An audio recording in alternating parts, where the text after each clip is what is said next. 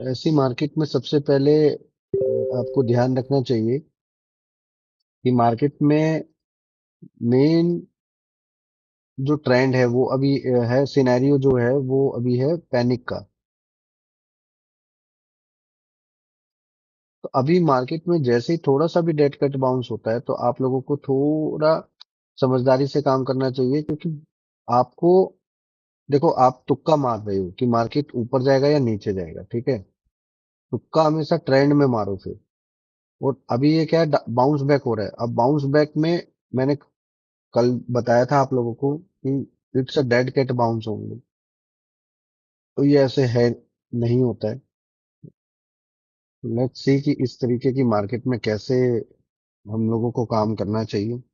तो first of all हम लोग स्टार्ट करते हैं। सबसे पहले कितने लोग एक्टिव हैं, नए लोग की तरफ जाते हुए। और इसी टाइम पर अगर आप देखोगे तो इन्फी जैसे स्टॉक, विप्रो जैसे स्टॉक, आईटी जैसे स्टॉक्स हाई की तरफ जा रहे हैं। कोई नेगेटिव इम्पैक्ट नहीं पड़ रहा है। इसका मतलब कि आईटी के जो मेन क्वार्टर्स आने वाले हैं, वो क्वार्टर्स अर्निंग जो आने वाली है वो ठीक आएगी इस बार। हालांकि प्रीवियस क्वार्टर में एआई का इम्पैक्ट बहुत ज्यादा पड़ा है, बट आईटी का जो बिजनेस मॉडल है वो फ्यूचरिस्टिक है। तो it's depend on the commentary. वो सब लोगों का अच्छा आएगा, स्पेशली अभी कमेंट्री चालू भी हो गई है। एचसीएल टेक, इन्फोसिस, इन लोगों ने चालू कर दिया है, टीसीएस वगैरह ने भी। तो गाइस बेसिकली आज बात करते हैं, देखो हमने किस तरीके का एक स्कैनर सेट किया हुआ है। तो आज मार्केट में इतने सारे ट्रेड आए, बट यहाँ पे बेसिकली इन्हीं ट्रेड्स का इस्तेमाल किया हुआ है। अब पहले हम स्टॉक सिलेक्शन का काम करते हैं। सबसे पहले हम स्टॉक सेलेक्ट करेंगे। उसके बाद हम लोग क्या करेंगे, उसको परफेक्टली फाइन करेंगे और डिफाइन करने के बाद उसके अंदर ट्रेड एग्जीक्यूशन का प्लान डालेंगे। तो आज ये स्टॉक सबके सब आए हुए हैं। 9:15 पे ये सेलेक्ट हो गए थे सारे के सारे स्टॉक। नेस्ले इंडिया देखो। अब इतने सारे स्टॉक्स में से इसने यही स्टॉक क्यों पकड़े? हेडलाइट देखो। आरबीएल बैंक,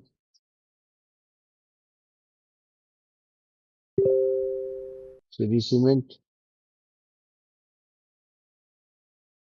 तो इट्स अ सिंपल लॉजिक कि स्टॉक सिलेक्शन करने का प्रोसेस हमारा डिफरेंट है। एसबीआई के ऊपर ध्यान रखना।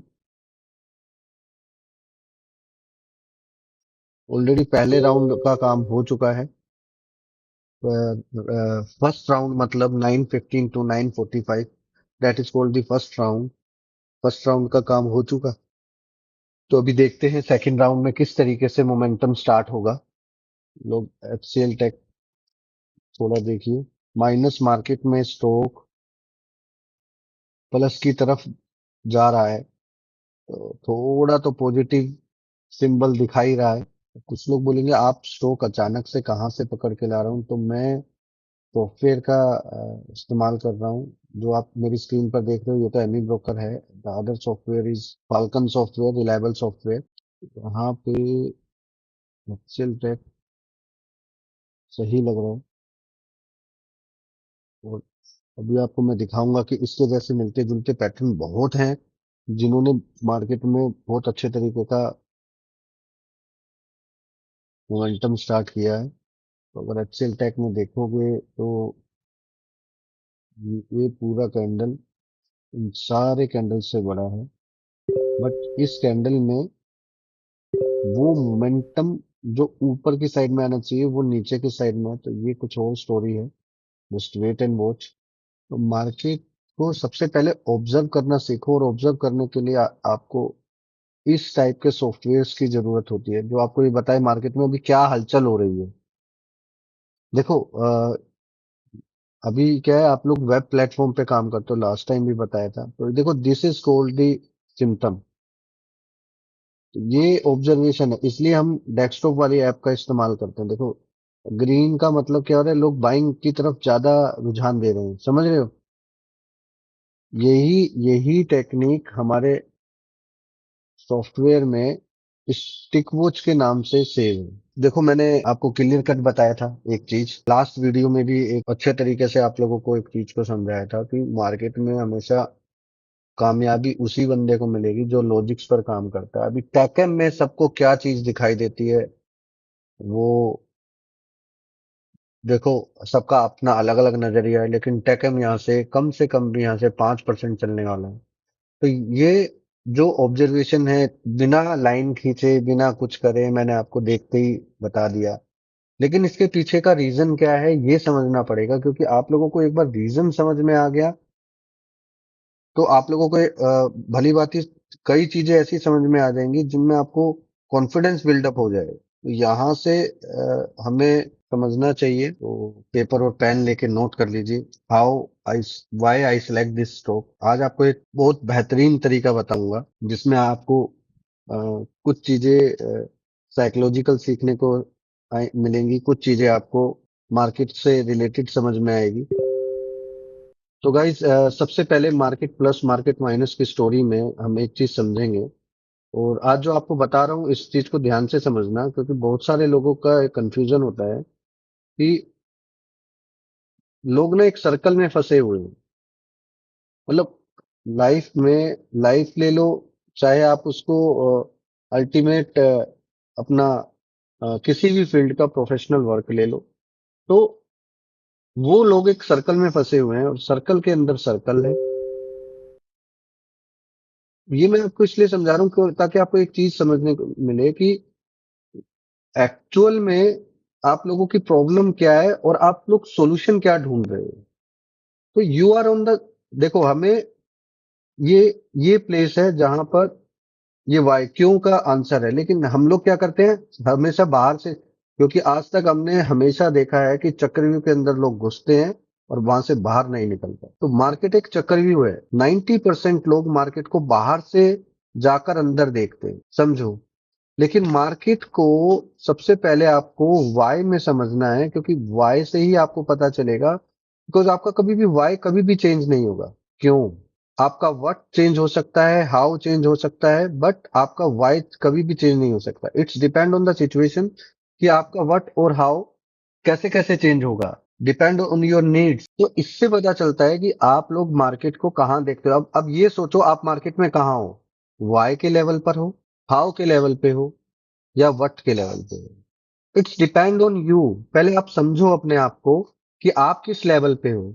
अगर आप व्हाट के लेवल पे हो तो 90% people who are losing the money, they are only thinking for कि हमारे साथ क्या हो रहा है, कैसे हो रहा है। तो ये यहां तक पहुंच ही नहीं पाते हैं। तो ये जो लोग पैसा लूज कर रहे हैं, इनको अपने आप से पूछना चाहिए, why we are losing the money, right. तो यहाँ पे आपको व्हाई का आंसर ढूंढना है। अगर मैं सही मायने में बताऊं तो why you are losing the money, there is two reason. One, from market. मैंने मार्केट ही क्यों बोला, क्योंकि in these type of situations geopolitical issue is not in your hand, but you can take the advantage if you have a knowledge about this। अब आप एक चीज समझो, मैंने आप लोगों को पहले भी एक बार बताया था ये चीज कि मार्केट में जिस तरीके की सोच हम लोग रखते हैं उस तरीके की सोच रखने वाले लोग बहुत कम हैं। अब दो चीज समझो, जितनी बार भी मैंने ये जियो पॉलिटिकल वाला इशू बताया, फैक्ट्स एंड ट्रिगर करके मैंने कुछ वीडियोस भी डाउनलोड, उसके बाद अगेन मैंने एमएफटी प्रोग्राम के अंदर वो वीडियो डाला था ताकि आप लोग उस चीज से सीखें। समय समय पर ये सारी चीजें आपको आनी चाहिए। मैंने क्लियर कट उस वीडियो में बताया था, अगर आपको ध्यान हो तो मैंने क्लियर कट उसमें 3 फैक्टर्स के बारे में बात किया था कि एक, ये इस वीडियो से, ये इस कंटेंट से रिलेटेड है इसलिए मैं आपको बता रहा हूँ। तो यहाँ पे मैंने आप लोगों को वो बताया था कि if any thing came from America news, तो उसका इफेक्ट कब तक रहता है। ठीक है। तो अमेरिका की तरफ से न्यूज आ चुका है, तो वो इफेक्ट कब तक रहेगा, कम से कम मैंने आपको बताया था 8 से 13 दिन तक वो रहेगा। अब आप 8 से 13 दिन के दौरान में चेक करो, मार्केट कंटिन्यूसली डाउन जा रहा है। फिर मैंने आप लोगों को एक फिलोसफी बताया था, एवरी डेड कैट बाउंस आपने सेल करने की सोचना है। तो प्रीवियस वीडियो में जो मैंने आपको एक यू टर्न स्टोरी बताया था, वो इसीलिए बताया था ताकि आप उसका इस्तेमाल कर सको। बहुत सारे लोगों ने आज सुबह मुझे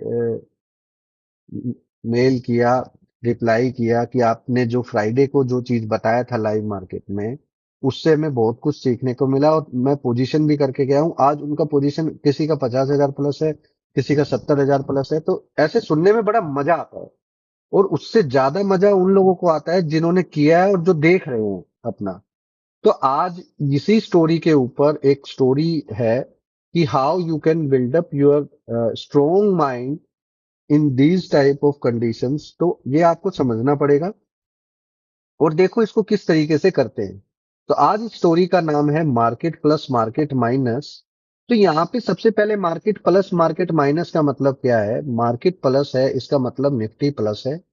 मार्केट माइनस है, इसका मतलब क्या है कि कोई स्टॉक प्लस मार्केट में माइनस है। ठीक है, अब इसी का उल्टा, निफ्टी माइनस है तो कोई स्टॉक प्लस है। तो अब एक चीज आप समझो, अगर कोई चीज नेगेटिव में पॉजिटिव खड़ा है, अब ऐसी बात नहीं है कि हर एक स्टॉक को पिक करना है।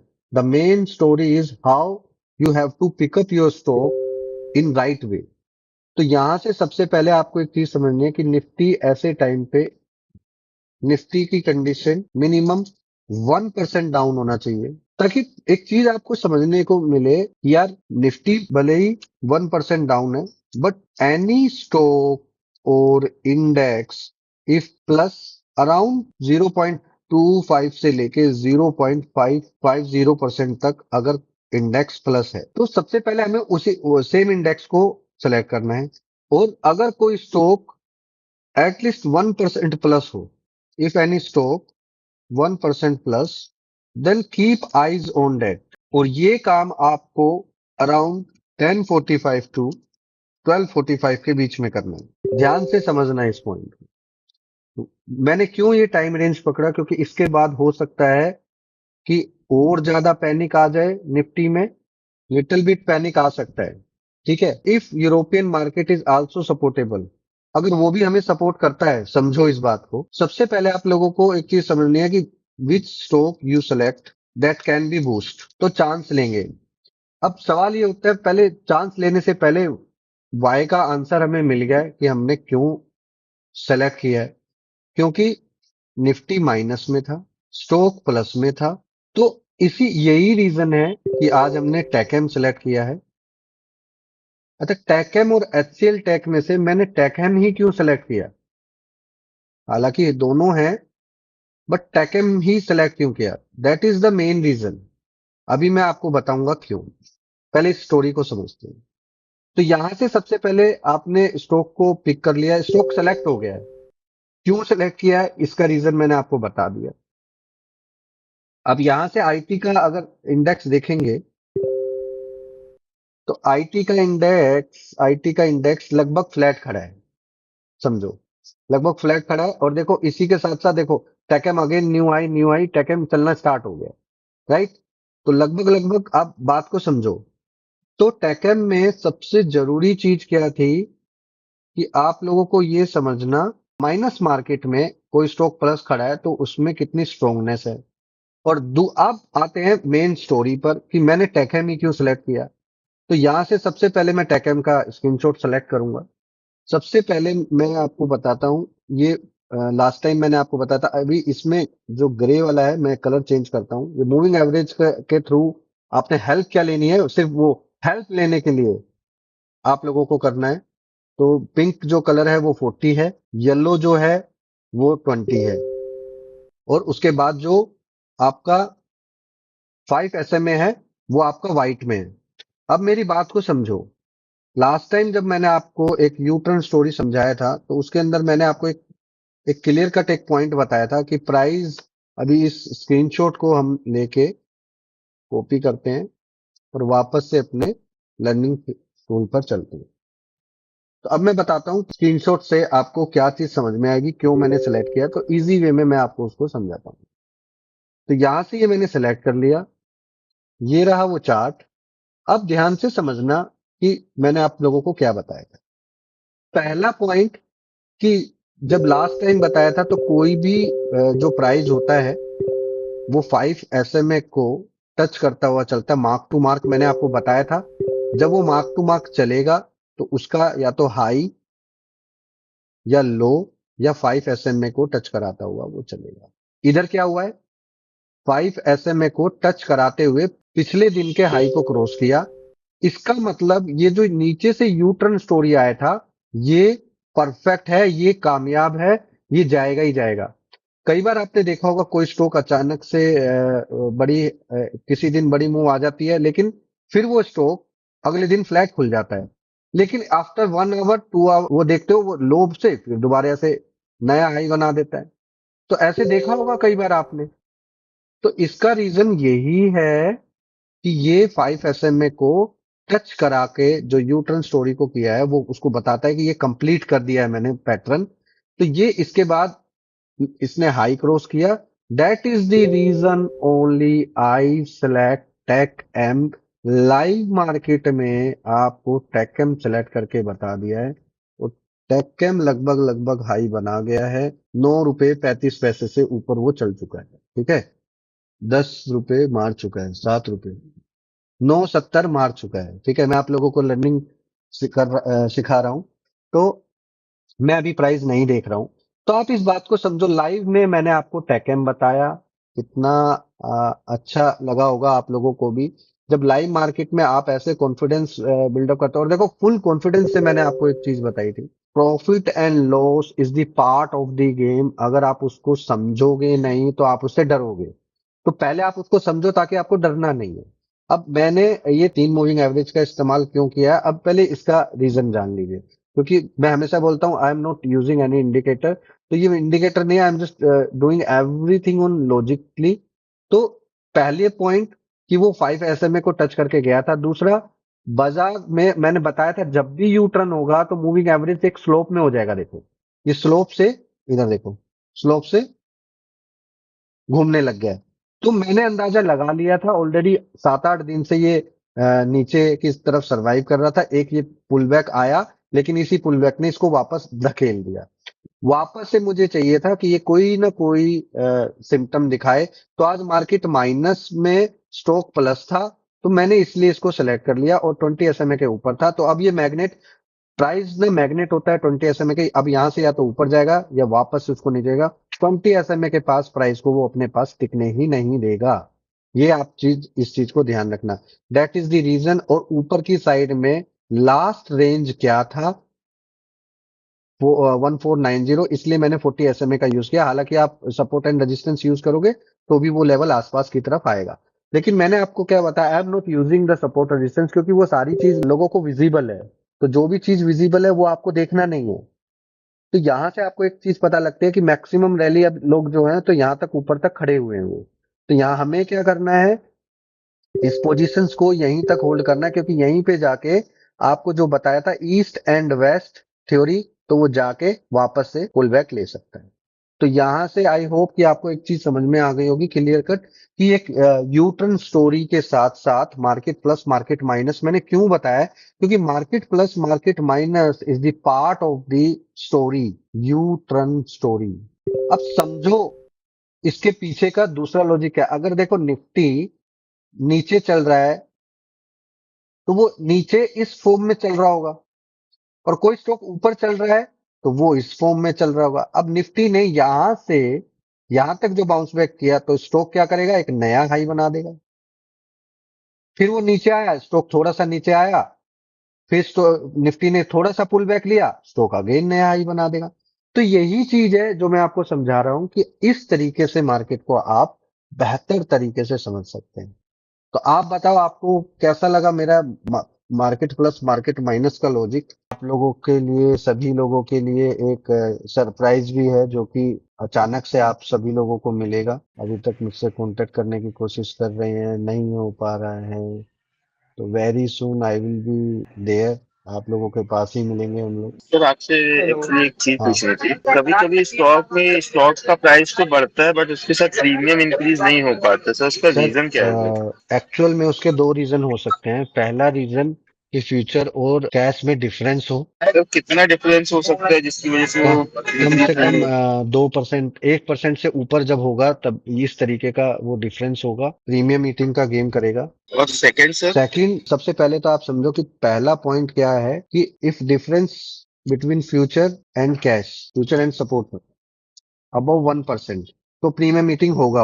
अगर सेकंड केस क्या है, if future is less than support price, तब भी प्रीमियम मीटिंग होगा। उसका रीजन ये है, ऑप्शन क्या है ओके। कि एक फ्यूचर स्टिक है ना, तो लोग उस फ्यूचर स्टिक में उसको उतना रिस्पॉन्स दे नहीं रहे हैं। दूसरी बात, देखो, everything is depend on the situations. मैंने लास्ट वीडियो में एक क्वेश्चन पूछा था कि जो ऑप्शन होता है वो कैश से चलता है और फ्यूचर, तो कुछ लोग बोलेंगे कैश से चलता है क्योंकि हमने उन्होंने तो बुक्स में कैश में पढ़ा है, बट एक्चुअल में जी option is sir. Operated by the futures.